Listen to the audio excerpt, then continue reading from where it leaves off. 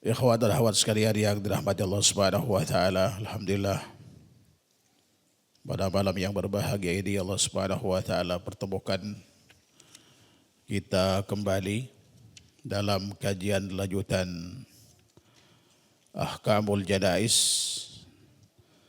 dari kitab Ahkamul Janais buah karya Syekh Muhammad Nasir Al-Albani rahimallahu taala. Dan insyaallah kita pada malam ini akan membahas bab ke-10 yaitu memandikan jenazah. Salawat teriring salam senantiasa kita berikan pada Nabi kita Muhammad sallallahu alaihi wasallam beserta para kerabat, sahabat dan pengikut setianya sampai hari kiamat nanti.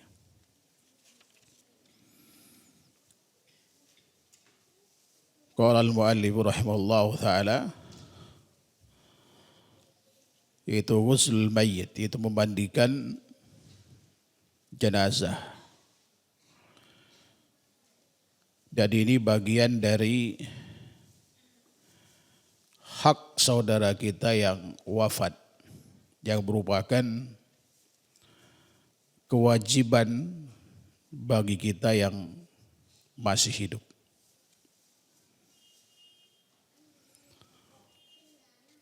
Hal ini dilandaskan kepada beberapa hadis, di antaranya hadis yang diriwayatkan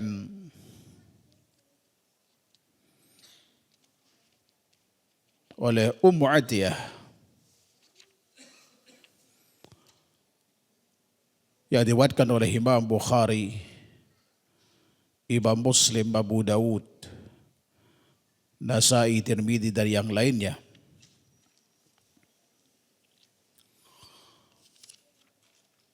Ummu Atiyah menceritakan, dakhala alaina Nabi sallallahu alaihi wasallam. Nabi sallallahu alaihi wasallam masuk ketika kami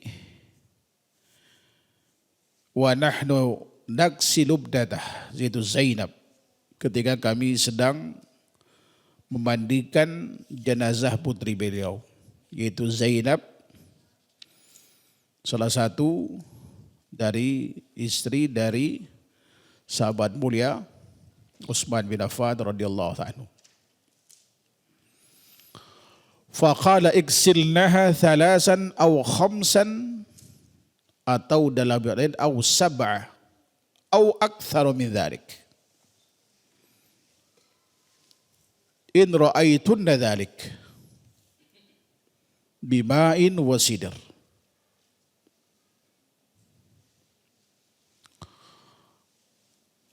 Saat itu Rasulullah SAW ketika menjumpai para sahabiah yang memandikan jenazah putri beliau, berpesan kepada mereka, iksilnaha salasa, mandikanlah dia tiga kali, atau 5 kali, atau 7 kali, atau lebih dari bilangan tersebut. Mandikan yaitu dengan air dan sidir. Lalu Ummu Atiyah berkata, faqultu witra, apakah mesti ganjil? Kemudian Rasulullah menjawab, na'am, iya. Ini penggalan hadis panjang. Dan ini salah satu dalil disyariatkannya memandikan jenazah. Termasuk kemudian ketika Rasulullah minta kepada para sahabat itu memandikan jenazah sahabat yang terjatuh dari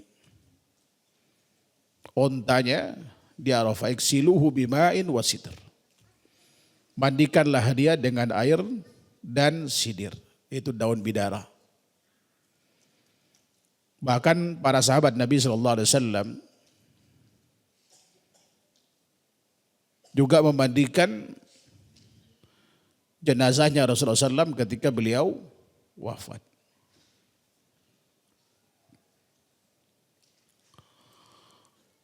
Nah, ada beberapa perkara yang harus kita perhatikan dalam memandikan jenazah. Ya, kalau sudah melakukan selama ini, tinggal kalau ada kesalahan tinggal dikoreksi, disesuaikan dengan sunnah yang ada.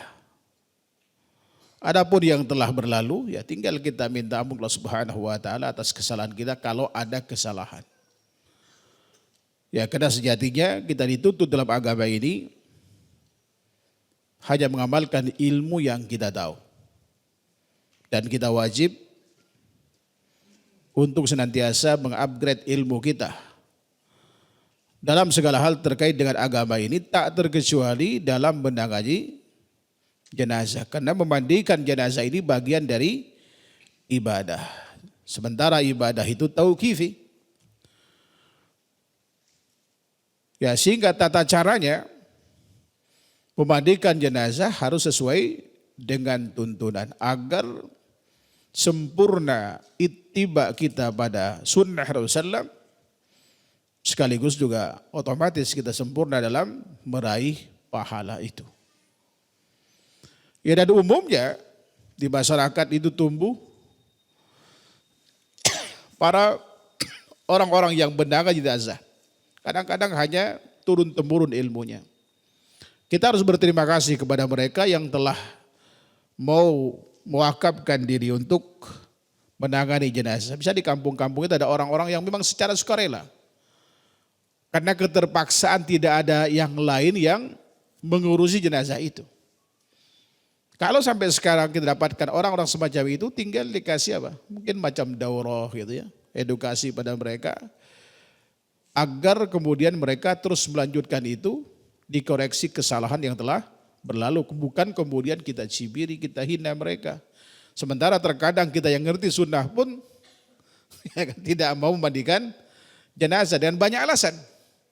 Umumnya sibuk atau takut menangani jenazah itu.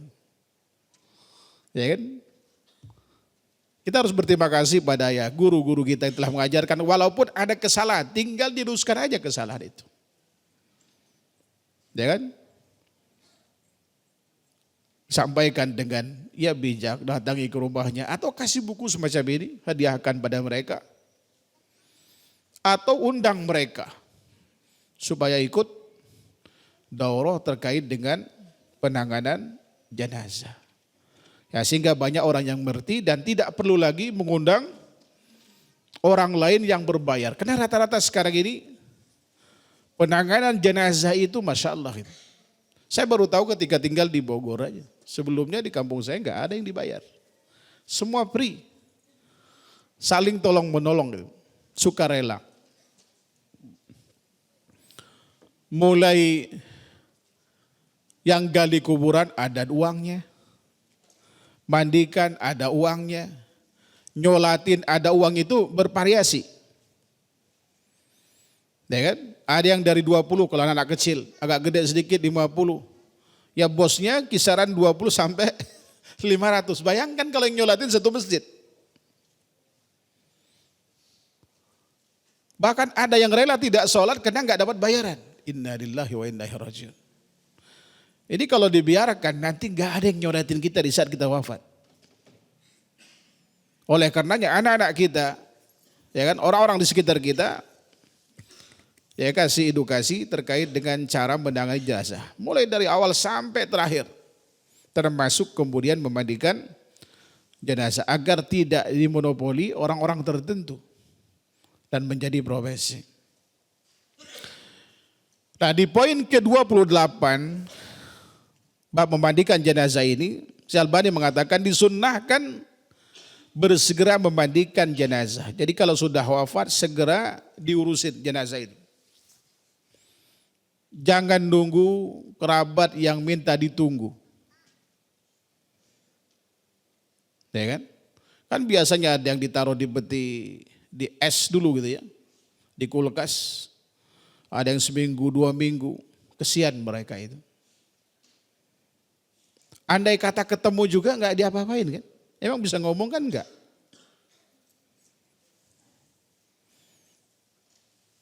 Tapi ada tradisi tertentu yang mengharuskan keluarganya itu menyaksikan jasad sebelum ya kan dikuburkan. Dan ini keliru. Harus disegerakan. Artinya kata beliau, jika seorang meninggal dunia, beberapa muslim berkewajiban untuk segera memandikannya. Ya, jadi memandikan jenazah itu fardu kifayah. Kalau cukup beberapa orang untuk memandikan seorang jenazah, maka gugur kewajiban bagi yang lain.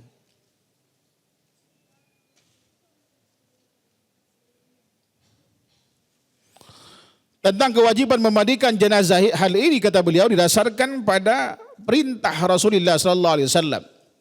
Ya, sebagaimana hadis yang saya bawakan tadi, juga di antara yang beliau bawakan, iksiluhu bima'in wasidir. Mandikanlah dia dengan air dan sidir, itu daun bidara. Daun bidara di Indonesia ini yang mirip dengan bidara yang ada di Arab, karena pernah saya bawa, yaitu bidara, gak tahu kenapa dikenal dengan bidara Cina. Ya kan? Itu bidara Cina, mungkin orang Cina pertama kali yang bawa ke Indonesia.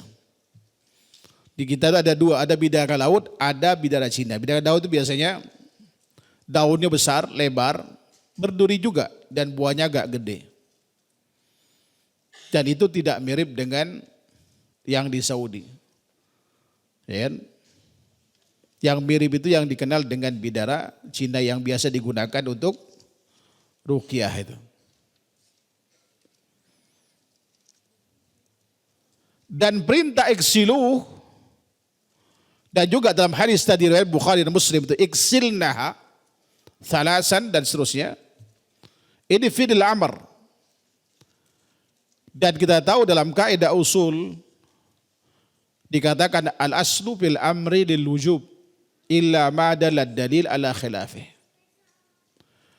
Bahwa asal dari perintah itu adalah wajib sampai ada dalil yang menyelisihinya. Dan tidak ada dalil yang menyelisihinya, karenanya para ulama di antara Al-Albani mengatakan wajib memandikan jenazah. Jadi hukum mandikan jenazah itu hukumnya adalah wajib. Namun status kewajibannya tidak fardu ain. Fardu ain kan setiap orang. Tetapi ini masuk dalam kategori fardu kifayah atau wajib kifai. Jadi kalau ada sekelompok orang telah memandikan jenazah tersebut, maka gugur kewajiban atas kaum muslimin yang lain. Wa illa, kalau tidak ada yang melakukannya, maka dosa bagi seluruh kaum muslimin yang tidak memandikan jenazah tersebut.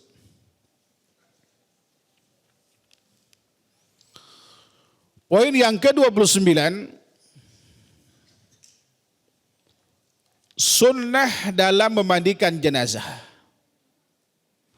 Artinya perkara-perkara yang perlu diperhatikan dalam memandikan jenazah. Artinya tuntunan Rasulullah SAW dalam memandikan jenazah. Kalau sunnah ini bisa artinya itu adalah sinonim dari hadis, ya kan? Atau syariat Islam secara keseluruhan. Bisa juga sunnah berarti status hukum dari suatu amal. Nah, ketika Syalbani mengatakan sunnah dalam memandikan jenazah, ini artinya tuntunan syariat Rasulullah SAW terkait dengan memandikan jenazah, bukan status hukum.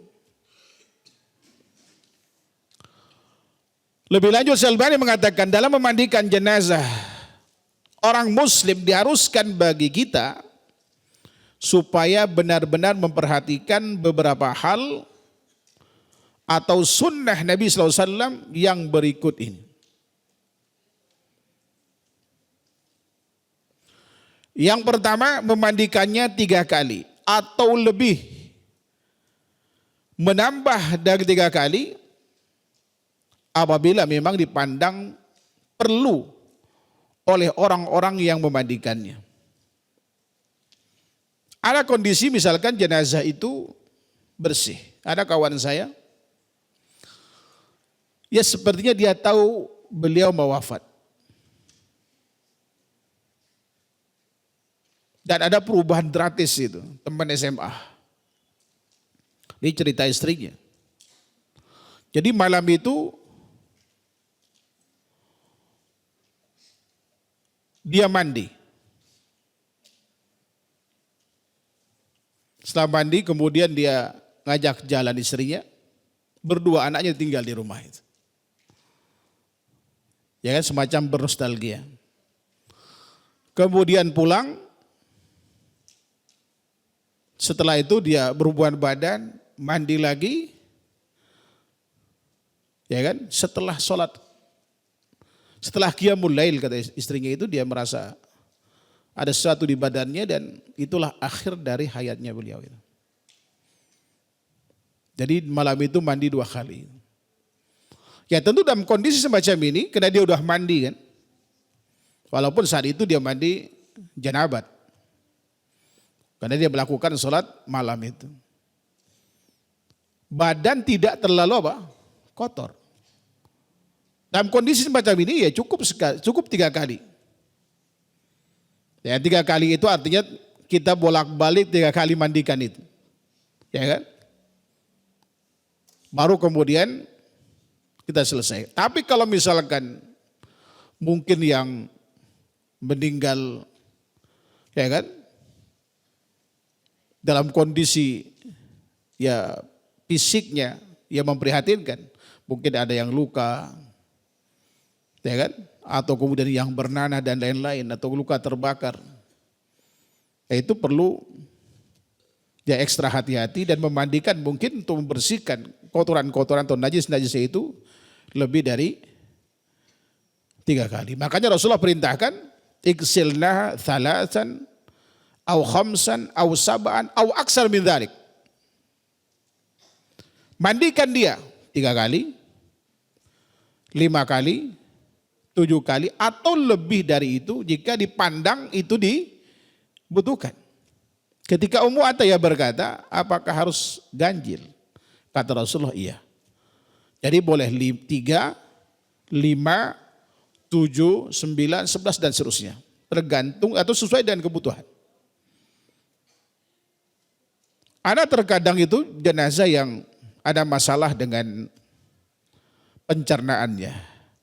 Kadang ngeluarin penyakit yang penyakit dalam itu, yang awalnya kembung, dia bisa meninggal itu biasanya kempes dan keluar darah dan nanah, itu baunya luar biasa. Dan itu biasanya kan netes, nggak cukup sekali, nggak cukup 3 kali, mungkin 5 kali, 7 kali. Itu betul-betul harus bersih gitu. Bagaimana kalau sudah berkali-kali tetap keluar, kan biasanya ditekan. Biasanya kalau saya itu dudukan, kemudian ditekan, ya kalau normal biasanya hanya keluar BAB atau keluar kencingnya saja itu. Tapi kalau misalkan memang ada masalah dengan perutnya, ya kan mungkin ada radang lain-lain gitu. Sampai ada yang keluar nanah, gitu kan. Ada masalah usus, itu luar biasa.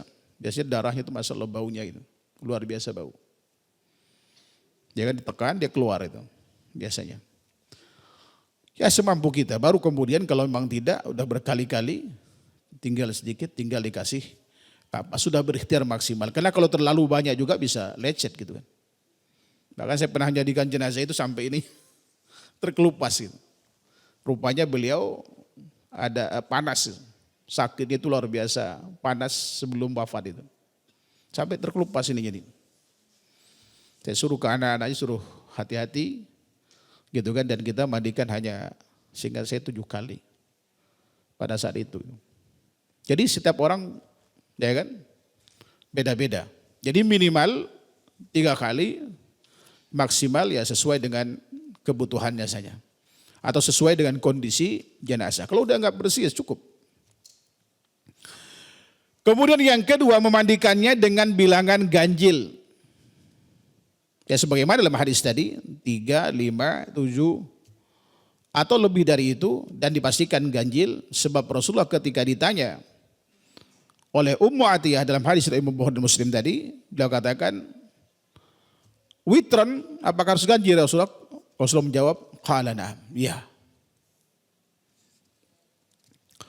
Lalu kemudian beliau mengatakan, yang ketiga, air yang digunakan untuk memandikan jenazah dicampur dengan daun bidara atau selainnya selama dapat dipergunakan untuk membersihkan, antara lain sabun pembersih tubuh, ya kan masa kini.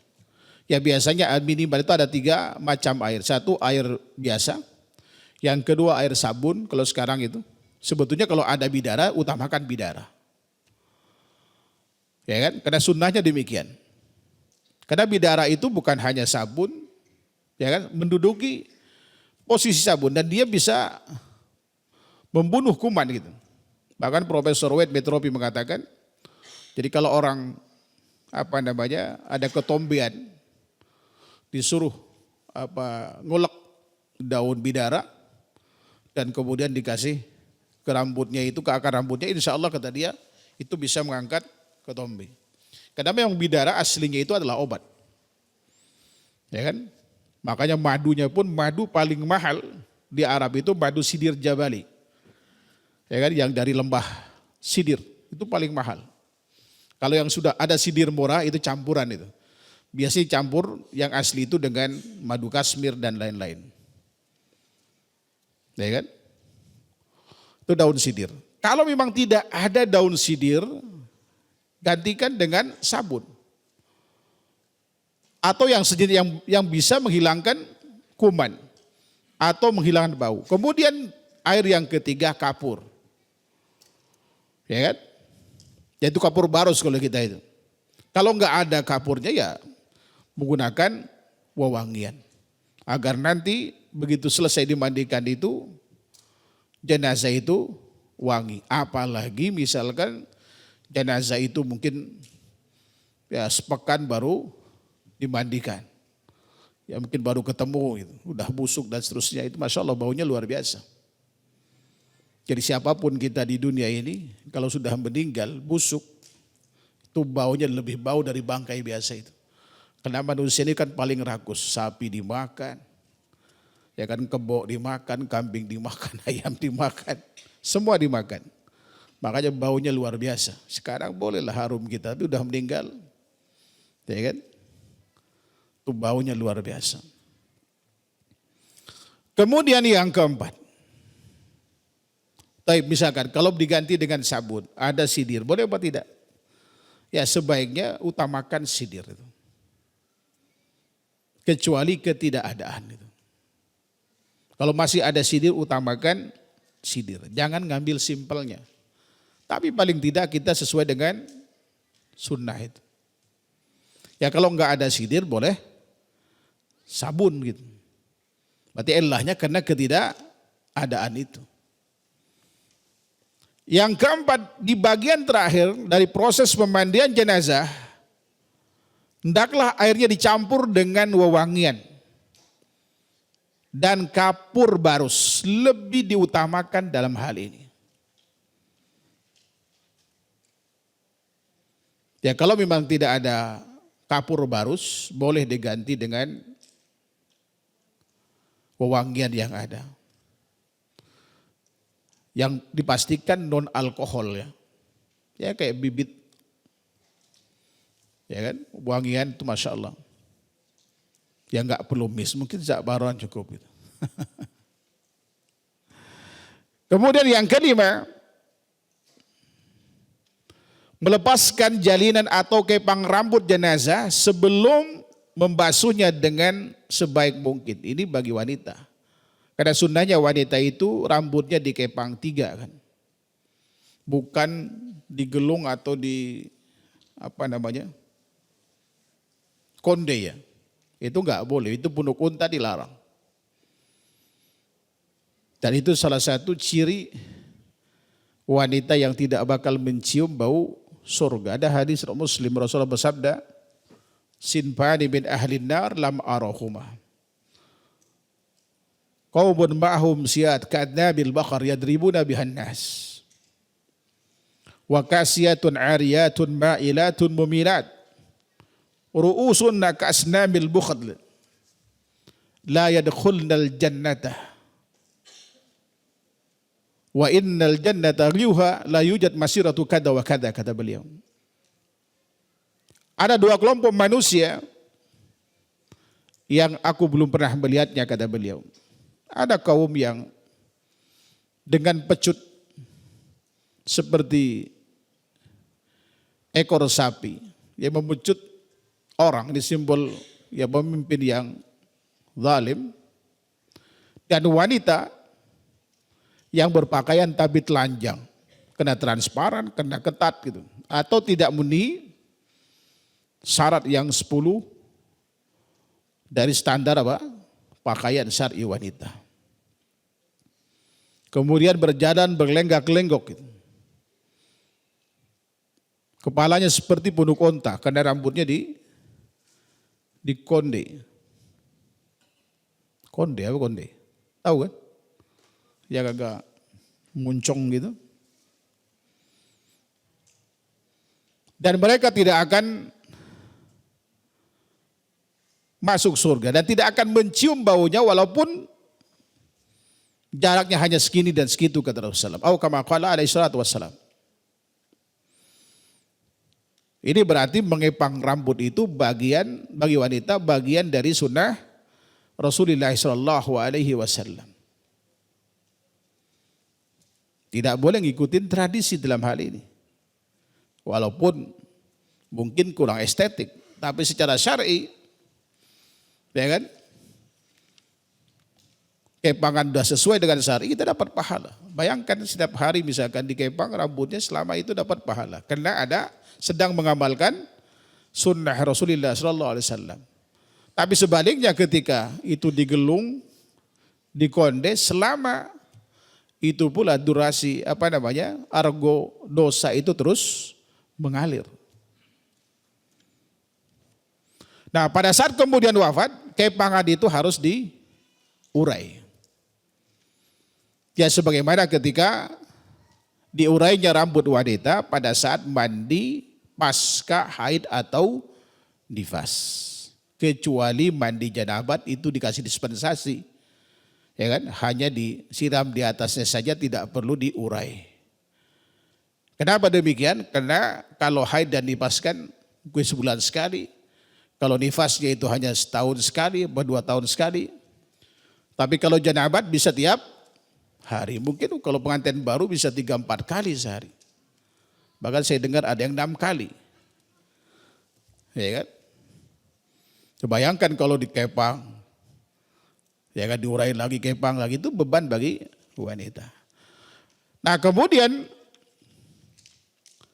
ya proses penguraian kepangan ini adalah pada saat di antaranya ketika mandi, ya kan, jenazah.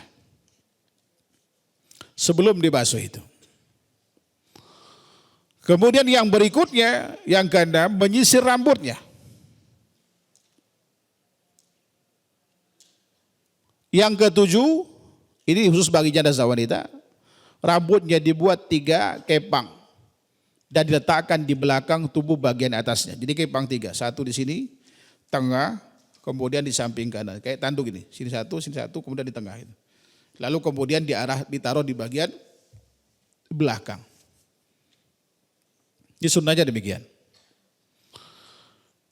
Kemudian yang ke-8, dimulai memandikan dengan anggota tubuh di sebelah kanan.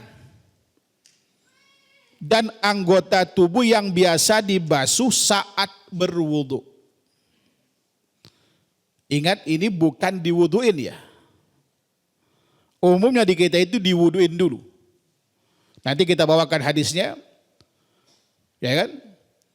Rasulullah SAW itu perintahnya dalam hadis Bukhari Muslim itu, ibda nabi mayaminiha wa mawadi'il wudu'i minha.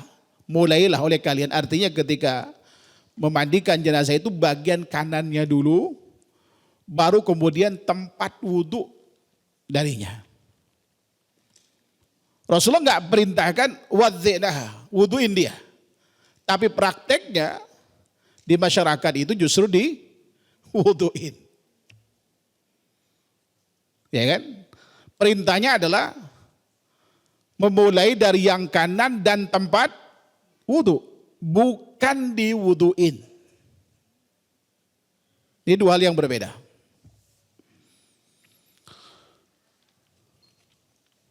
Jadi memulai pemandian dengan anggota tubuh di sebelah kanan dan anggota tubuh yang biasa dibasuh saat wudhu. Ya kan, biasanya kita siram dulu bagian kanan, ya kan, baru kemudian yang kiri, baru kemudian dibersihkan tangan itu, kaki, telinga dan seterusnya itu. Itu dianggap satu kali. Baru kemudian yang kedua kali demikian, baru ketiga dan seterusnya. Kalau dianggap kurang tinggal ditambah lagi kanan, ya kan, bersihkan yang kanan dulu kemudian yang kiri, ya kan.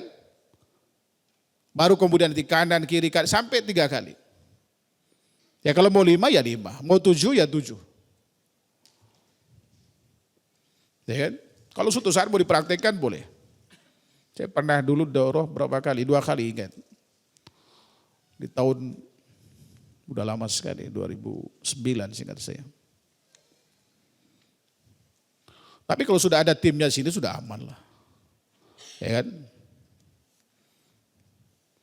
Jadi tinggal koreksi yang salahnya saja. Dan memang banyak tradisi yang masuk ke dalam pengurusan jenazah itu. Ya kan? Ya kalau ngikutin sunnah itu sangat simpel sebetulnya. Sangat sederhana. Kemudian yang ke-9, hendaklah laki-laki memandikan jenazah laki-laki dan begitu pula sebaliknya wanita memandikan jenazah wanita. Ini tidak berlaku mutlak. Ya kan, pasalnya ada yang dikecualikan, siapa saja yang dikecualikan ini jelaskan lebih lanjut dalam bab tersendiri. Jadi misalkan anak atau suami terhadap istri-istri itu enggak masalah. Tapi kalau kita enggak ada hubungan kekerabatan, bukan mahram dan lainnya, maka laki-laki memandikan laki-laki, perempuan mandiin perempuan.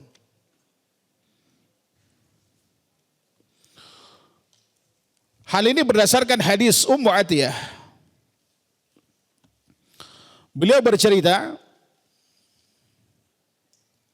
ya sebagaimana bagian hadis tadi yang saya bawakan, dakhala alaina Nabi sallallahu alaihi wasallam wa nahnu naksilu ibnatahu Zainab. Nabi SAW masuk ketika kami sedang memandikan putri beliau. Dan beliau berkata, iksilnaha thalasan aw khamsan aw saban aw aktsaru min dzalik. In ra'aitunna dzalika bima'in wa sidr. Mandikanlah dia 3, 5, 7 kali atau lebih dari bilangan itu jika kalian memandangnya perlu. Dengan menggunakan bima'in wa sidr, dengan menggunakan air dan daun bidara. Lalu Ummu Atiyah berkata, "Faqultu witran ya Rasulullah, apakah harus ganjil?" Rasulullah menjawab, "Iya." "Wa ja'alna fil akhirati kafuran aw syai'an min kafur." Setelah itu campurkanlah pada akhir pemandiannya kapur, barus atau sedikit darinya. Bisa kalau memang volume airnya tidak banyak, ya cukup misalkan 1 bejana, ya kan, buat nyiram dan seterusnya. Nanti setelah itu dicampur dengan sidir. Ya kalau paling idealnya 3, kalau memang ada ember 3 gitu ya. 1 air biasa, 1 lagi air sidir, keduanya air kapur. Dan kapur itu dimanfaatkan terakhir nanti.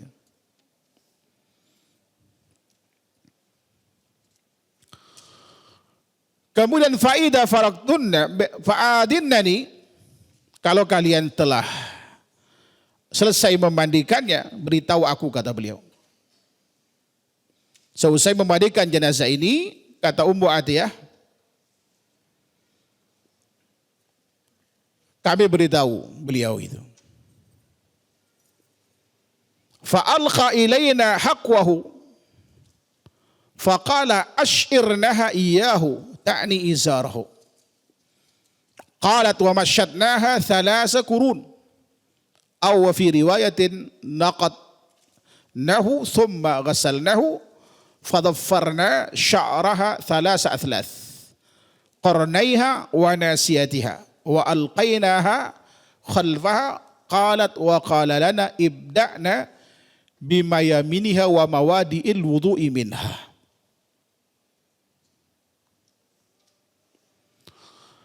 Nah, kemudian kata beliau, sesuai memandikan jenazah ini kami pun memberitahu beliau. Maka beliau melemparkan kain kepada kami. Lalu beliau menyerukan, pakaikanlah ini sebagai penutup tubuhnya. Itu yang beliau maksud adalah kain tadi yang diberikan oleh Rasulullah SAW itu. Dan Ummu Atiyah berkata, dan kami menyisir rambutnya menjadi 3 kepang. Dalam ayat lain disebutkan, kami mengurai rambutnya serta membasuhnya. Lantas kami mengipang rambutnya menjadi 3 kepang. 2 kepang pada sisi kanan sini, kemudian sisi kiri, lalu kemudian di tengah di sini. Jadi 3. Lalu meletakkannya di belakang, di bagian belakangnya, kata Ummu Atiyah.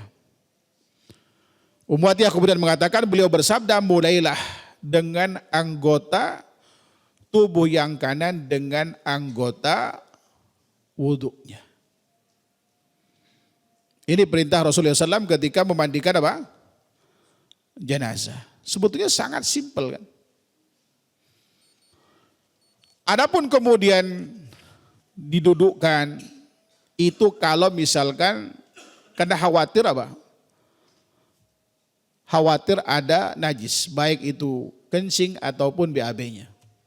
Karena biasanya orang yang sedang nazak itu kan dia nyenam gitu ya.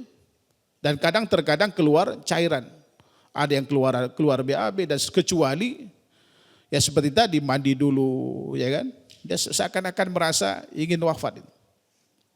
Dan tidak semua orang seperti itu. Ada beberapa orang yang Allah mudahkan kematiannya. Dia mandi, bahkan ada setelah dia wudhu, sholat, kemudian dia wafat. Nah, orang-orang semacam ini biasanya ya bersih. Ya kan? Tapi untuk ihtiyat kehati-hatian, ya sebelum dimandikan itu, ya didudukkan dan ditekan perutnya itu agar keluar kencing dan BAB-nya. Baik, wallahu ta'ala alam. Wa sallallahu Muhammad wa ala alihi wa sahbihi wasallam. Subhanakallahumma wa bihamdika asyhadu an la ilaha illa anta astaghfiruka wa atubu ilaik. Assalamualaikum warahmatullahi wabarakatuh. Assalamualaikum warahmatullahi wabarakatuh. Bismillah wassalatu wassalamu ala Rasulillah wa ala alihi wa sahbihi wa mawala wa ba'd. Taib, di poin ke-29 tadi adalah perkara-perkara yang perlu diperhatikan bagi kita yang memandikan jenazah. Di poin yang ke-10, perkara yang perlu diperhatikan bagi yang memandikan jenazah, hendaklah jenazah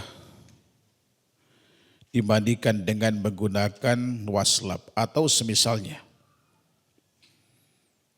yang digosok-gosokkan ke tubuh di bawah kain yang menutupi tubuhnya. Artinya tangan kita tidak bersentuhan langsung dengan badan si mayit itu. Yaitu setelah semua pakaiannya ditanggalkan. Demikianlah praktek yang dijalankan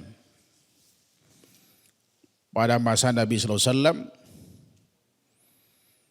sebagaimana yang dijelaskan dalam hadis Aisyah berikut ini. Beliau mengatakan, lamma aradu ghuslan Nabi sallallahu alaihi wasallam, qalu wallahi ma nadri anujarridu Rasulullah sallallahu alaihi wasallam min thiyabihi kama nujarridu mautana am naksiluhu wa alaihi thiyabuh. Ketika para sahabat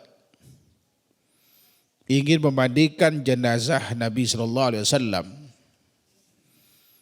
mereka berkata, demi Allah kami tidak tahu. Apakah haruskah kami melepaskan pakaian beliau sebagaimana kami melepaskan pakaian orang-orang yang meninggal di antara kami. Ini artinya jenazah atau mayit sebelum dimandikan itu pakaian yang biasa dia pakai itu ditanggalkan.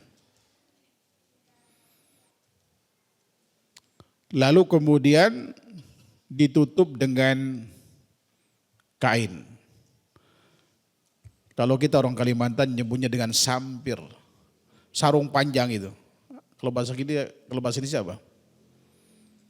Biasanya kain itu batik. Kalau kita apa? Apa? Jarit. Itu bahasa Arab sebetulnya jarit. Kain jarit ya. Dari kata jarrod, jadi artinya dilepaskan. Kain yang terlepas itu ya. Itu jarit. Jadi lepaskan pakaian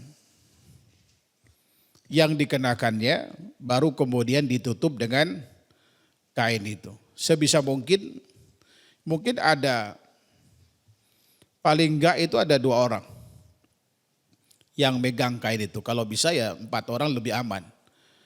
Biar dipastikan aurat jenazah itu tidak tersingkap. Ya sebisa mungkin ada tempat khusus lah. Ya kan, setiap komplek mungkin atau setiap kampung itu ada tempat khusus memandikan jenazah. Atau kalau tidak ada, di dalam kamar khusus gitu. Di rumah-rumah kita. Untuk memastikan aurat mereka itu tidak terlihat itu. Saya lihat beberapa cara atau tempat di mana dimandikan jenazah di kita di Indonesia ini. Kalau di Saudi ada tempat khususnya. Ruangan besar gitu ya. Dengan tenaga khusus memang yang digaji untuk itu. Nah di kita belum ada. Ya sebisa mungkin setiap komplek itu ada 1 tempat khusus. Termasuk kemudian tempat menyolatin. Afdolnya sholat jenazah itu tidak dilakukan di masjid. Walaupun pernah Sahal dan Suhail itu disolatkan di masjid, dan kemudian terakhir itu Sa'ad bin Abi Waqqas sebelumnya diperselisihkan oleh para sahabat antara disolatin di Masjid Nabawi atau tidak. Sampai Aisyah kemudian datang, jangan kalian mengatakan sesuatu yang kalian tidak ketahui, sungguh Sahal dan Suhail itu tidak disolatin kecuali di dalam masjid, kata beliau. Ini tidak familiar. Di zaman Rasulullah itu jenazah itu disolatin di masjid itu. Ya kalau ada pendopo di pendopo. Ya kan? Atau tempat apa kalau tempat RW, pendopo RW ya. Hah? Nah, balai pertemuan, jauh lebih bagus itu. Seperti itu. Nah inilah kenapa tadi dianjurkan yang memandikan jenazah itu sesuai dengan jenis kelaminnya. Ya kecuali yang dikecualikan ya. Agar tidak tersingkap aurat dan atau kemudian kalau ada aib itu ditutupi. Nanti ada keistimewaan sendiri bagi mereka yang menutup aib orang yang dimandikan itu. Kalaupun harus diceritakan sebagai pelajaran bagi kaum muslimin, nggak perlu menyebut nama. Ada buku yang ditulis oleh seorang, itu pengalaman dia selama memandikan atau menangani jenazah. Ada satu di antaranya itu yang menarik. Jadi seorang wanita ketika masuk ke ruangan pemandian itu bersih. Dia kecelakaan aja. Ya kan, kecelakaan lalu lintas dibawa ke ruangan pemandian itu. Ya begitu kemudian dimiringkan, hanya dimiringkan wajah itu. Begitu dibalik lagi wajah itu gosong. Hitam legam gitu.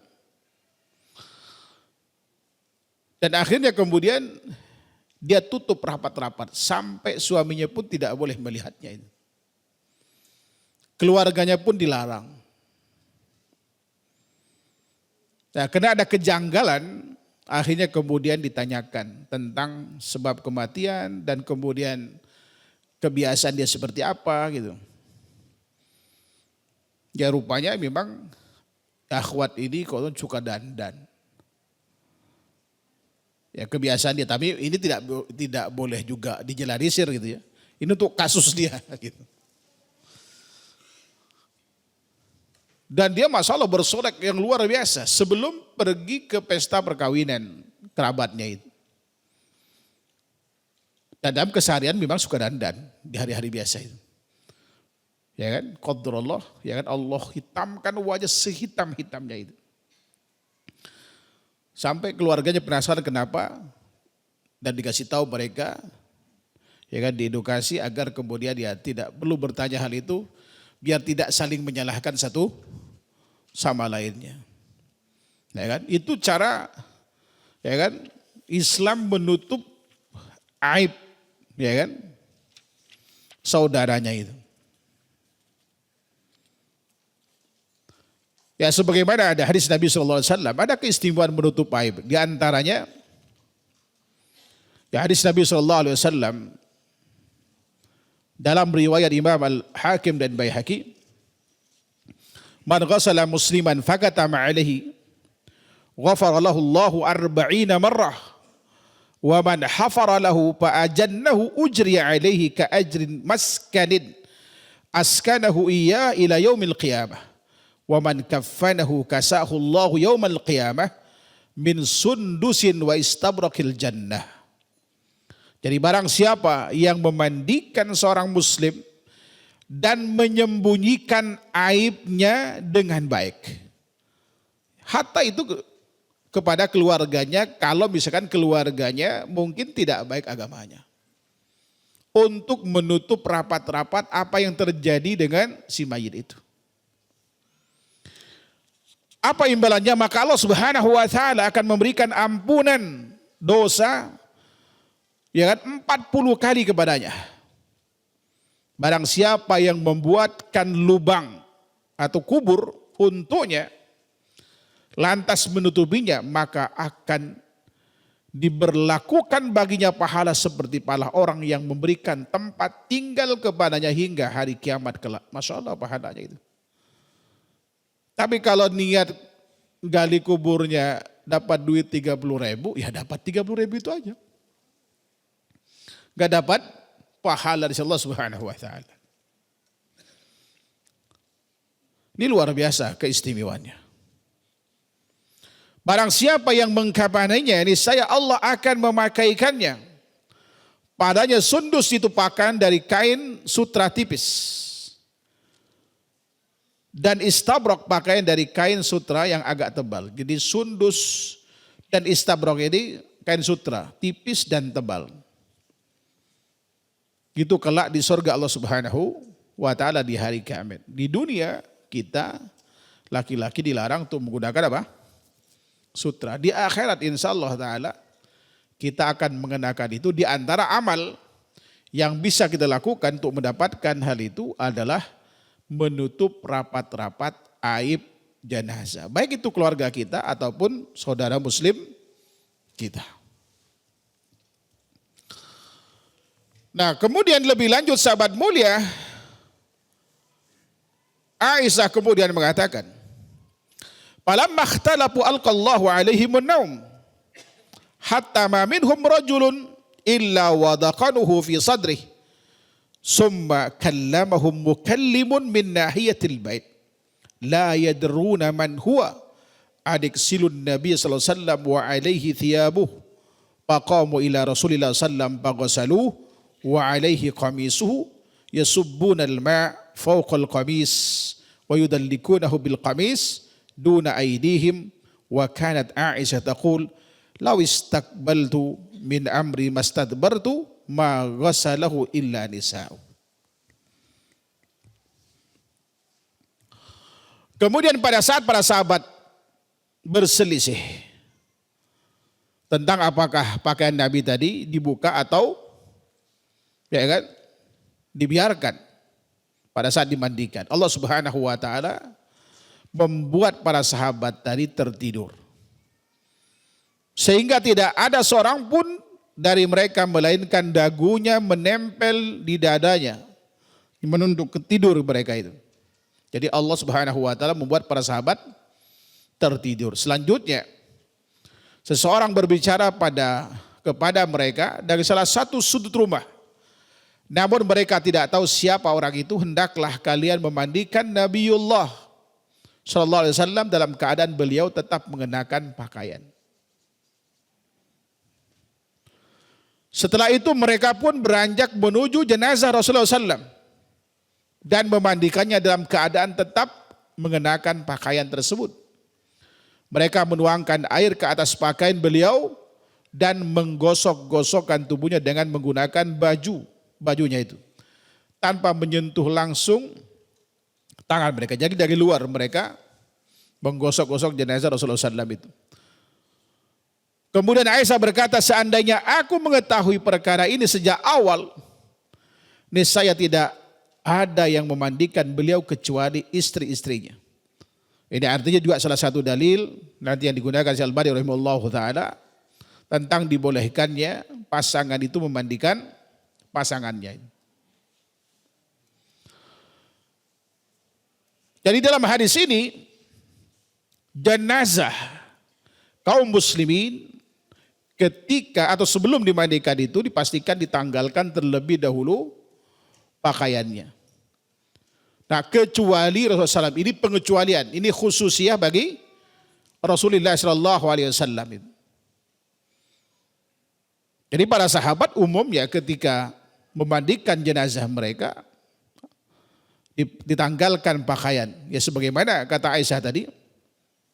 Ya kan, lama aradu ghasal Nabi SAW, wallahi ma nadri. Ketika mereka ingin memandikan jenazah Nabi SAW, mereka berkata, kami tidak tahu. Anujarridu Rasulullah SAW min thiyabihi kama nujarridu mautana. Apakah Rasulullah SAW pakainya ditanggalkan sebagaimana kami biasa menanggalkan pakaian ya kan jenazah kami. Ini artinya tradisi atau kebiasaan atau sunnah Rasulullah SAW yang berlaku di zaman sahabat Nabi SAW ketika ada yang meninggal sebelum dimandikan itu ditanggalkan pakaiannya. Hanya mereka berselisih tentang Rasulullah SAW apakah diperlakukan sama atau tidak. Sampai kemudian mereka ditidurkan dan ada yang berbicara di pojok rumah itu dan mengatakan dan diperintahkan mereka untuk memandikan Rasulullah SAW dengan mengenakan pakaian yang dikenakan. Ini berarti khususnya Rasulullah SAW yang tidak berlaku umum bagi umatnya itu. Ya kecuali nanti barangkali kalau misalkan jenazah itu sudah melepuh, gitu kan, lama tenggelam di air, lalu kemudian pakaiannya masih utuh, biasanya Masya Allah yang terurai pertama kali kan perut. Itu kalau dibuka biasanya, ya kan, dalam kondisi ini apakah dimandikan atau tidak? Sebisa mungkin dibersihkan. Ya, dibersihkan lalu kemudian pakaian tidak perlu ditanggalkan. Sebab kalau ditanggalkan atau diganti dengan yang lain itu daging-daging itu akan lepas dari tulang karena udah hancur. Ini kondisi darurat. Dalam kondisi ini tidak berlaku. Ya kan, bukan menggunakan hadis Nabi tadi karena memang ini kondisinya apa? Darurat. Kondisi normalnya harus dicopot pakaian itu, tapi dalam kondisi tertentu karena kalau ditanggalkan pakaian menyebabkan misalkan badan terurai, daging terurai, maka kemudian tetap pada ya kan baju tersebut hanya dibersihkan saja kotoran-kotorannya dan seterusnya sebisa mungkin lalu kemudian dikasih kain kapan. Ya di sini kaidah usul berlaku ad-daruratu tubihul mahdharat. Kondisi darurat itu membolehkan sesuatu yang terlarang dalam kondisi normal itu. Kemudian yang ke-11.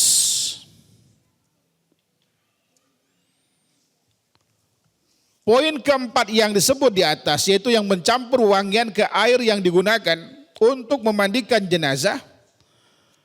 Hal ini tidaklah berlaku bagi orang yang meninggal dalam keadaan berihram. Jadi Syalbani ingin menjelaskan kepada kita di poin 1, 2, 3, dan 4. Ya kan? Poin keempat, mohon maaf, ini poin yang keempat, di bagian terakhir di proses pemandian jenazah itu hendaknya dicampur dengan apa? Wewangian atau kapur. Di poin yang keempat tadi. Ini berlaku bagi seluruh jenazah, tapi tidak bagi mereka yang wafat dalam keadaan apa? Ihram itu. Ini yang dimaksud oleh beliau. Karena dalam hadis Rasulullah SAW bersabda, la tuhannitu. Jangan kalian olesi jasanya dengan wangian. Atau wa fi riwayah, wala tutayyibu fa innahu yub'ats yaumal qiyamati mulabbiyah. Dan dalam riwayat lain disebutkan, janganlah kalian baluri minyak wangi kepadanya, karena sungguhnya dia akan dibangkitkan pada hari kiamat kelak dalam keadaan bertalbiyah. Ini seorang sahabat yang gugur dari ontanya, kemudian terinjak oleh onta dan kemudian dia mati, wafat. Jadi mati dalam keadaan apa? Haji ini. Ya, maka Rasulullah melarang mereka untuk melaburi wangian ya kan, di badannya ataupun di kain ihramnya itu, karena nanti di hari kiamat orang ini akan dibangkitkan dalam keadaan bertalbiyah. Ini Masya Allah. Ini keistimewaan bagi seorang muslim yang wafat dalam keadaan ihram. Tapi banyak orang takut haji atau umroh, takut mati gitu. Padahal kematian terbaik itu kalau wafat dalam keadaan ya kan berihram, baik haji maupun umroh. Itu artinya kalau dia dibangkitkan dalam keadaan bertalbiyah, sementara talbiyah itu kalimat tauhid, ini artinya secara tidak langsung meyakinkan kita bahwa orang itu mati dalam keadaan husnul khotimah. Itu yang diharapkan oleh kita.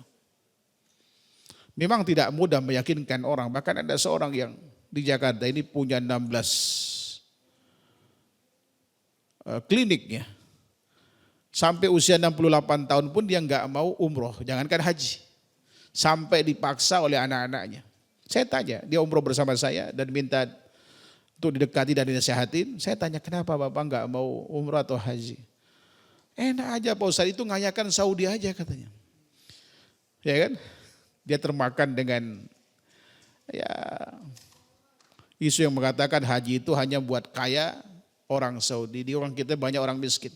Yang penting saya bantu banyak orang Pak Ustadz, dibilangin.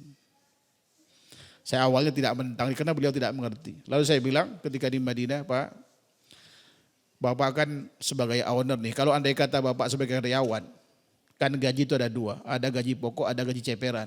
Yang Bapak kejar yang mana? Ceperan atau yang pokok? Yang pokok lah kata dia. Nah, haji atau umroh itu sekali seumur hidup itu wajib. Membantu orang itu ceperan gitu bilang. Oh gitu Pak Ustadz? Iya. Karena untuk meyakinkan dia tidak mudah. Bawakan dalil itu kan menurut kita kata dia. Yang kira-kira masuk ke akal beliau. Alhamdulillah terus saya dekatin. Pada akhirnya setelah dia pulang itu dia daftar haji. Ya kan? Waktu dulu masih 2 tahun ya. Setelah haji gak lama itu beliau wafat. Orangnya baik sejatinya tapi pemahamannya keliru. Gitu kan. Dan banyak di antara kaum muslimin yang gak berangkat haji dan umroh itu bukan tidak mampu, tapi takut mati di sana. Atau menganggap masih dirinya muda, belum siap mati gitu. Padahal orang yang wafat dalam keadaan ihram itu luar biasa. Mati dalam keadaan bertalbiyah. Artinya dipastikan orang ini insya Allah, ya kan, berdasarkan dari sini, dia mati dalam keadaan apa? Husnul khatimah insya Allah ta'ala. Kemudian poin yang ke-12. Poin ke-9 di atas, tidak berlaku bagi pasangan suami istri. Kan tadi dianjurkan laki-laki yang memandikan laki-laki, perempuan juga perempuan. Artinya kalau kecuali suami istri boleh istrinya memandikan suaminya, suaminya memandikan istrinya. Tapi yang penting jangan istri orang lain. Pasalnya masing-masing suami istri boleh memandikan pasangannya. Sebab tak ada satu dalil pun yang melarang hal tersebut. Sementara hukum asal dalam hal ini adalah dibolehkan. Apalagi hal itu diperkuat oleh hadis Aisyah. Dia berkata sebagaimana potongan hadis terakhir tadi. Lau kuntu stakbaltu min amri, kata beliau, mastadbartu ma ghasalan nabiyya sallallahu alaihi wasallam ghairu nisa'i. Seandainya aku mengetahui perkara ini sejak awal, niscaya tidak ada yang memandikan beliau kecuali istri-istrinya. Karena sahabat tadi merasa gak nyaman membuka aurat Nabi sallallahu alaihi wasallam. Ya kalau istrinya, karena memang itu adalah istrinya. Ya, bahkan beliau pernah mandi bersama Maimunah, mandi bersama Aisyah radhiyallahu anha. Udah biasa gitu. Nah ini dijadikan dalil oleh Syalbani rahimahullahu taala bolehnya pasangan suami istri memandikan pasangannya ketika wafat itu. Ini dalil pengecualian dari keumuman keharusan yang memandikan itu laki-laki, jenazah laki-laki, perempuan, 7 jenazah perempuan. Ini yang dikecualikan.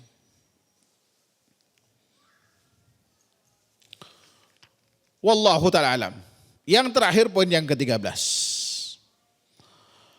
Hendaklah yang memandikan jenazah ialah orang yang lebih mengetahui sunnah Nabi SAW.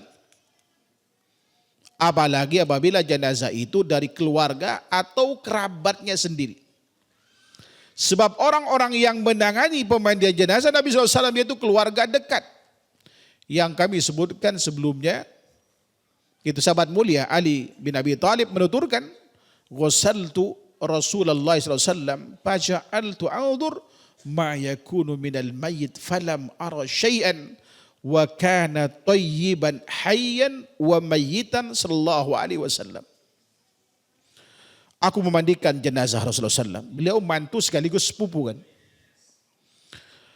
Aku memperhatikan apa yang biasa pada jenazah. Tetapi aku tidak mendapatkan suatu aib pun.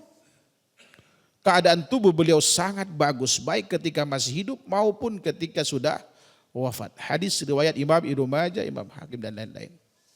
Jadi utamakan dari kerabat dekat.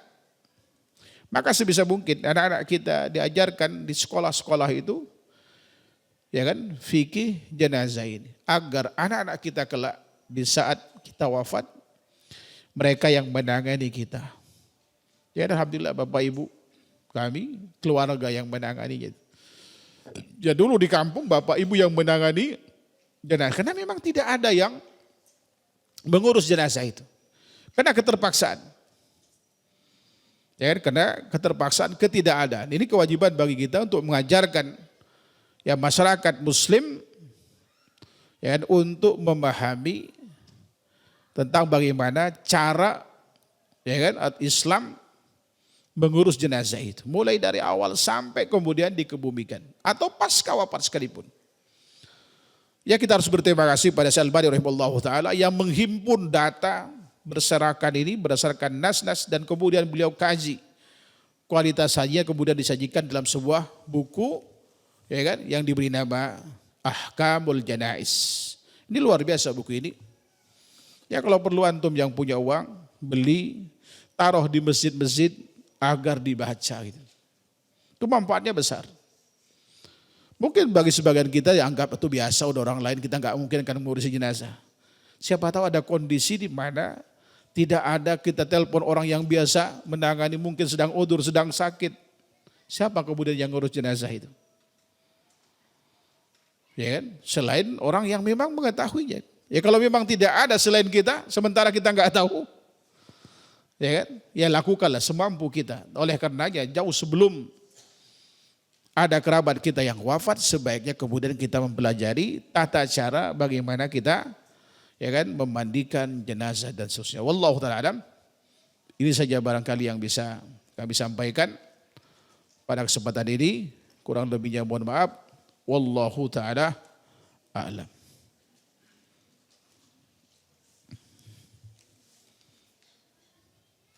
Ada pertanyaan? Nah.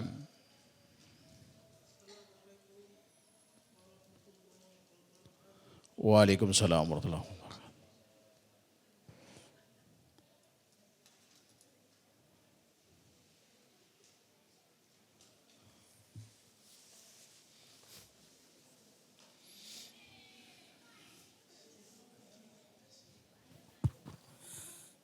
Assalamualaikum warahmatullahi wabarakatuh. Waalaikumsalam warahmatullahi wabarakatuh. Tentang masalah jenazah Pak Ustadz ya. Jadi dia Islam Pak Ustadz, tapi dia istilahnya dukun. Jadi ketika dia meninggal, bolehkah mayatnya itu kita mandikan? Yang kedua, para pejabat-pejabat negara yang mereka buat sengsara rakyat di Indonesia karena dia melakukan korupsi. Berapa banyak kalau 1 miliar dia korupsi, berapa banyak rakyat Indonesia sengsara dan mati kelaparan. Apakah pejabat seperti ini kalau dia meninggal perlu kita sholatkan? Karena dia telah menzolimi rakyat Indonesia. Terima kasih. Assalamualaikum warahmatullahi wabarakatuh. Waalaikumsalam warahmatullahi wabarakatuh. Kalau dipastikan dukun dan dia melakukan kesyirikan dengan syirkul akbar dan dia tidak ada bukti kalau di penghujung usianya dia bertaubat, artinya dipastikan orang ini mati dalam keadaan syirik.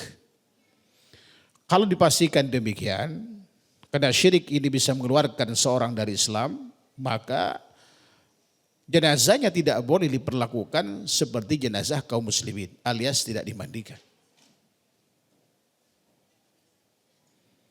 Seperti itu. Kemudian yang kedua, korupsi, kezaliman dan sejenisnya itu tidak membuat seseorang itu keluar dari Islam. Itu dosa besar iya. Kecuali istihlal menghalalkan. Ya kan? Maka ketika dia masih dalam keadaan mati dalam keadaan Islam dengan melakukan dosa besar tadi, ya kan? Maka dia tetap kemudian mendapatkan haknya. Ya kan? Ya dimandikan, disolatin, dikuburkan kaum muslimin, hanya saja yang melakukan itu adalah orang yang sekelas dia, termasuk yang menyurati. Nanti ada tersendiri bahasan tentang siapa yang menyuratin orang itu. Karena Rasulullah SAW itu tidak mau menyuratin sahabat yang mati bunuh diri. Tapi diperintahkan sahabat lain untuk menyuratinya gitu. Artinya orang kalau dia pelaku dosa besar selain syirik, selain kufur, selain munafik i'tiqad, tetap kemudian kaum muslimin memenuhi kewajibannya. Ya kan? Yang merupakan hak si jenazah tersebut. Mungkin kalau kita udah perasaan, Masya Allah Ustaz ini dukun gak merugikan siapa-siapa, bahkan mungkin bantu orang. Kan gitu ya. Sementara ini merugikan orang. Ya itu bukan urusan rasa Pak, tapi ini urusan hukum. Ya kalau dia mati dalam keadaan syirik, kufur, munafik i'tiqad, maka jasanya diperlakukan sebagaimana orang kafir. Rasulullah perintahkan Ali bin Abi Thalib ketika menyampaikan bahwa ayahnya meninggal, Inna Abu Thalib mat katanya, warih kata Rasulullah. Sungguh Abu Thalib udah wafat ya Rasulullah, udah kuburin aja. Padahal siapa Abu Thalib? Orang yang sangat berjasa kepada Rasulullah Sallallahu Alaihi Wasallam. Kalau kita boleh berandai, mungkin kalau dia masuk Islam lebih mulia dari sahabat mulia Abu Bakar. Karena jasanya itu, ya apa tidak? Tapi karena dia mati dalam keadaan syirik, gak ada artinya semua itu. Hanya saja beliau diringankan apa? Siksanya. Mendapatkan siksa yang paling ringan di neraka. Waliyadzubillah. Ya kan?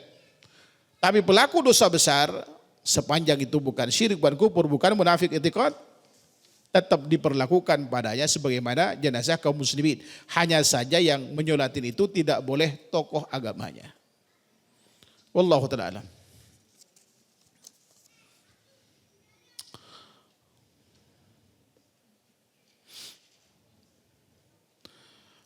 Apakah ada hadis yang sahih tentang anjuran setelah ada yang meninggal melanjutkan tahlilan, yasinan ataupun yang lainnya? Tidak ada. Ya kan? Nanti insya Allah kita jelaskan di blog MD. Saya akan bahas tentang serial bid'ah di Indonesia.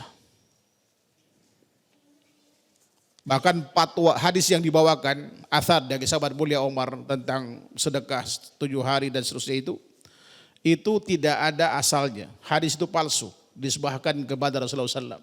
Dan itu menjadi fatwa bahsul masailnya PBNU itu. Ya kan? Yasinan 33 hadis tentang Yasin, tidak ada satupun hadis yang sahih. Mayoritas palsu. Ya kan? Tapi ada 18 item amal yang bisa sampai kepada orang yang meninggal. Ya kan? Dan semuanya itu gratis, Pak. Kecuali menghajikan atas orang yang meninggal, menguburkan atas orang yang meninggal, bersedekah atas nama yang meninggal.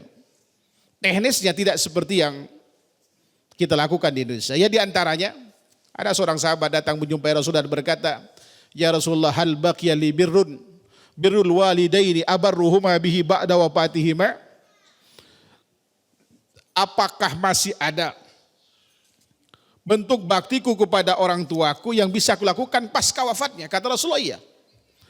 Pertama, istighfarul lahuma. Kita minta ampunan kepada Allah untuk kedua orang tua kita. Yang kedua, wa du'a'u lahuma, mendoakan kebaikan untuk kedua orang tua kita. Yang ketiga, menyambung silaturahim yang terputus karena wafatnya orang tua kita. Kemudian yang keempat, menepati janji yang belum ditepati oleh orang tua kita. Kemudian yang kelima, berbuat baik kepada teman-teman baik orang tua kita. Ini dalam satu hadis ini. Kemudian yang berikutnya, bersedekah atas nama orang tua. Bersedekah di sini bukan manggil kiai, ustadz ke rumah, enggak, Pak. Bapak makan di pinggir jalan, ya kan, ada kelihatan orang yang soleh-solehah gitu, niatkan. Enggak usah dikasih tahu sama orang itu, bayarin Pak, ini orang ini saya yang bayarin. Pergi aja Bapak, niatkan atas nama orang tua. Ya kan? Itu dapat pahala. Atau antum beli minuman, ya kan? Saat momen dibutuhkan air, kajian misalkan, antum bersedekah atas nama orang tua, bagikan. Ya kan?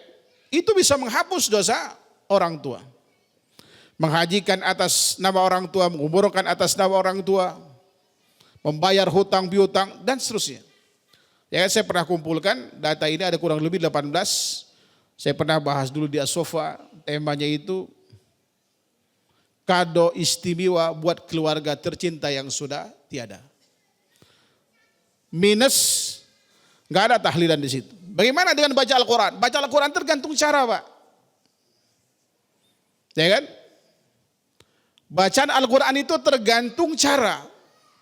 Kalau misalkan Bapak baca Al-Quran di rumah atau di masjid, sama sekali tidak diniatkan buat orang tua. Dan tidak menentukan surat, tidak menentukan hari Jumat misalkan. Yang penting dibaca aja. Mau yang dibaca itu Yasin, mau baca itu Al-Fatihah, mau baca itu adalah Al-Baqarah. Ya kan?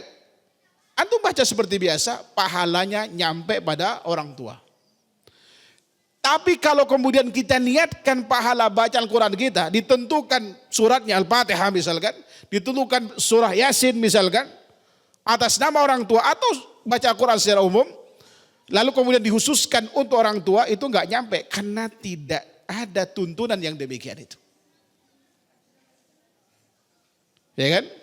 Bahkan Al-Imam Syafi'i rahimahullah ta'ala, Bapak bisa baca nanti di dalam tafsir Ibnu Katsir ketika menjelaskan firman Allah Subhanahu wa taala, wa alaisa lil insani illa ma sa'ah. Bahwa seorang itu tidak akan mendapatkan pahala kecuali apa yang telah diusahakannya. Imam Ibnu Katsir mengatakan, min hadhil ayatil karimah, dari ayat mulia ini, istanbata Syafi'i rahimahullahu taala, Imam Syafi'i beristinbat bahwasanya kiriman pahala bacaan Al-Quran tidak sampai kepada orang mati. Karena bukan usahanya. Ya kan? Dan tidak ada dalil yang menunjukkan baik secara tersurat maupun tersirat. Kata beliau seperti demikian. Andai kata itu disyariatkan, maka niscaya para sahabat itu niscaya lebih dulu melakukan laukan khairan dan sabakuna ini. Andai kata itu adalah kebaikan, maka niscaya ya kan, orang-orang salafus saleh, sahabat tabi'in melakukannya, tapi mereka tidak melakukannya. Pada awalnya sebetulnya orang kita itu dulu nggak melakukannya. Ya kan? Karena dalam mazhab Syafi'i enggak ada kiriman pahala Al-Fatihah, surat dan seterusnya. Itu dalam mazhab Hambali sebetulnya. Ya, cuma sekarang ini ketukar-tukar. Itu enggak ada bacaan tersebut itu. Jadi kalau mau nanti insya Allah udah selesai ini kita bahas, ya kan, kado istimewa buat keluarga tercinta yang sudah tiada itu. Mudah-mudahan filenya masih ada. Itu solusi sebetulnya, dan itu sangat mudah bagi kita. Enggak perlu ngundang orang, Masya Allah gitu, ngundang 1 hari, 2 hari, ke hari ke-7, ya kan. Kemudian 40, 100, 1000, kemudian per tahun. Bahkan ada model baru Pak. Model barunya gimana? Namanya haul jama'. Ini saya dapatkan di Kalimantan, dibawa oleh ada seorang ikhwan dari Jawa Timur itu. Apa haul jama' itu? Kata dia, awalnya saya pura-pura mau ngikut, tertarik gitu. Karena saya dengar, kemudian saya datang kemudian ke rumah beliau. Saya ngobrol dari jam 8 sampai jam setengah 11, Jumat pada saat itu. Apa haulul jama' itu Bang? Gini katanya, kalau orang, ini kan masyarakat sini udah budaya tahlilan kata dia. Kalau melakukan sendiri kan berat. Maka kita kasih solusi. Jadi tahlilan itu dibaca bersama-sama, diadakan acara. Dan kita minta per kepala itu, misalnya berapa keluarganya yang meninggal, dia bayar cukup 10.000 kan ringan katanya. Itu dihitung Pak, kali 96.000 Pak. Satu keluarga, itu bisa ada yang 10, ada yang 20, ada yang 30 kan. Tinggal kali 96.000 kakak. Duit semua tuh Pak. Ya kan, begitu dia mau sosialisasikan di masjid saya, di kampung, habis Jumat langsung saya bangun. Ya, alhamdulillah saya ini kan, karena ada abang yang belum nyunah pada saat abang ipar saya. Dan alhamdulillah itu kemudian saya buka obrolan tadi itu, akhirnya dia nggak jadi dan abang saya alhamdulillah dia hijrah sampai sekarang nggak mau lagi dipermalukan. Memang sudah gemes gila, udah kasih nasihat tetap dia tidak menggubrisnya itu. Ya ternyata memang di situ ada itu nama haul jama'. Saya tanya, dari mana asal muasal? Itu dari kiai kami. Sekarang saya tanya, mana lebih alim, Imam Syafi'i atau kiai Anda? Imam Syafi'i ada nggak haulul jama'? Nggak ada, nggak udah lakukan. Dibodohi masyarakat itu oleh mereka. Wallahu ta'ala alam. Baik, apakah ada doa khusus pada waktu memandikan? Nggak ada Pak. Ya kan? Wallahu ta'ala alam. Apa penyebab atau kenapa ada jenazah yang setelah selesai dimandikan di mulutnya mengeluarkan busa? Wallahu ta'ala alam. Ya kan, ada sebagian mengeluarkan busa, bisa jadi sebelumnya makan sesuatu. Jangan kemudian kita asumsikan negatif. Oh, ini kayaknya mati sulul khotimah nih. Padahal perjalanan hidupnya orang mati dalam apa? Orang saleh. Ya kan, bisa jadi kemudian beliau mungkin minum obat apa untuk menahan sakit dan seterusnya gitu kan. Sehingga kemudian bisa menyebabkan keracunan sehingga keluar busa atau sebab lain. Yang pasti bagi kita, tugas kita bukan mencari tahu sebabnya apa, ya udah. Bersihkan aja dan seterusnya, baru kemudian kita mandikan. Ya termasuk kemudian ketika keluar kencing, ada yang keluar kencing, ada yang tidak. Ada yang bersih, masya Allah gitu. Ya kan? Dan tidak ada dalil yang menunjukkan kalau bersih ini husnul khotimah, tidak bersih husnul khotimah, tidak. Memang ada yang masya Allah mandi, ada orang yang perjalanan hidupnya itu maksiat Allah Subhanahu Wa Taala. Sampai istrinya sendiri kaget karena nggak pernah melihat suaminya itu sholat. Dia muslim, dia pedagang. Tiba-tiba di hari meninggalnya itu dari pagi itu masya Allah rapi-rapi segala macam, kemudian dia mandi. Tiba-tiba sholat duhur, Pak, sebelum berangkat dia bawa barang dagangannya itu, dia sujud, mati dalam keadaan sujud. Mau bilang apa kita? Selain beliau husnul khotimah, soal perjalannya, ya kan? Dia pelaku itu urusan lain. Tapi Allah Subhanahu Wa Taala wafatkan dia dalam keadaan husnul khotimah. Udah selesai masalah. Soal masa lalunya kita serahkan kepada Allah Subhanahu Wa Taala. Wallahu taala alam. Kemudian saya tukang mandiin jenazah juga. Mohon koreksinya Ustaz. Yang saya lakukan pertama cuci tangan pakai sabun. Kemudian bersihin mulut, kuping, gunting kuku, bersihin kotoran, kemudian wudhu. Keramas bagian atas kanan, bagian bawah kanan, bagian kiri atas, bagian kiri bawah, siram, kamper, barus, dan bagaimana Ustaz. Ini poin yang masalah ini poin yang keempat. Jadi bukan diwuduin tuh Pak. Karena teks hadisnya tadi, ibda'na bima yaminiha wa mawadi'il wudu'i minha gitu. Mulai dari yang kanan dan tempat yang biasa digunakan wudu, bukan diwuduin. Ya kan? Secara teknis ini benar. Wallahu ta'ala alam.